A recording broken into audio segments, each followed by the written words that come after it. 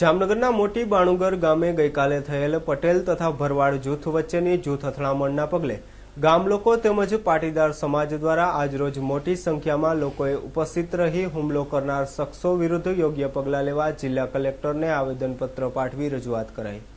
રવિવારના રોજ જામનગર નજીક આવેલ મોટી બાણુગર ગામ ખાતે ઢોર ચરાવવા બાબતે ભરવાડ તેમજ પટેલ જૂથ વચ્ચે સામાન્ય બોલાચાલી બાદ ભરવાડ શખ્સો દ્વારા ગામમાં રહેતા પટેલ લોકો પર ઘાતક હથિયારો વડે હુમલો કરવામાં આવ્યો હતો અને આ અંગે પોલીસે દરમિયાનગીરી કરી મામલો થાળે પાડ્યો હતો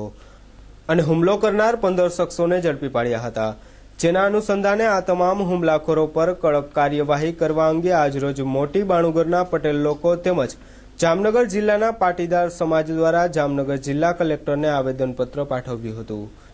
અને હુમલાખોર શખ્સો વિરુદ્ધ કડક કાર્યવાહી કરવા અંગે રજૂઆત કરવામાં આવી હતી, જેથી બાણુગર ગામમાં શાંતિપૂર્ણ વાતાવરણ યથાવત જળવાઈ રહે તે અંગે રજૂઆત કરવામાં આવી હતી। આજે અમે પાટીદાર સમાજના બધા આગેવાનો અને ખાસ કરીને ગઈકાલે બાણુગર ગામની અંદર જે અસામાજિક તત્વો દ્વારા હિચકારો હુમલો થયો હતો અને એ હુમલાની અંદર આડેધડ ગામમાં અસામાજિક તત્વોએ એટલો બધો આતંક મચાવ્યો કે જે માણા કોઈ સામે લેડીઝ કે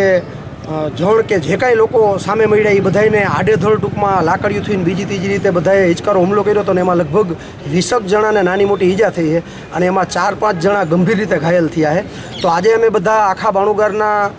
ગામના લોકો લગભગ 500 જણા જેટલા આવેદનપત્ર દેવા કલેક્ટર સાહેબને આવ્યા છે અને અમારી બધાની એવી કલેક્ટર સાહેબ પાસે અમે વિનંતી કરી છે કે તમે આવા અસામાજિક તત્વોને કડકમાં કડક સજા થાય એવી કાર્યવાહી કરો અને આ અગાઉ પણ 2 મહિનાથી આ ચાલતું હતું તો અમે લગભગ 4-5 વાર અમે આની રજૂઆત પણ કરી ચૂક્યા હતા। તો હવે પછી ભવિષ્યમાં આવો બનાવ ન બને એના માટે થઈ અને આજે અમે કલેક્ટર સાહેબને આવેદનપત્ર આપ્યું છે, એમને પણ અમને ખાતરી આપી છે કે અમે 100% આ અસામાજિક તત્વો સામે કાર્યવાહી કરશું અને અમને કાલે અમે એસપી સાહેબને અને એમને બધાને પણ રજૂઆત કરી હતી અને એમને પણ ખાતરી આપી અને એમને પણ એમની વિરુદ્ધમાં કાર્યવાહી કરી।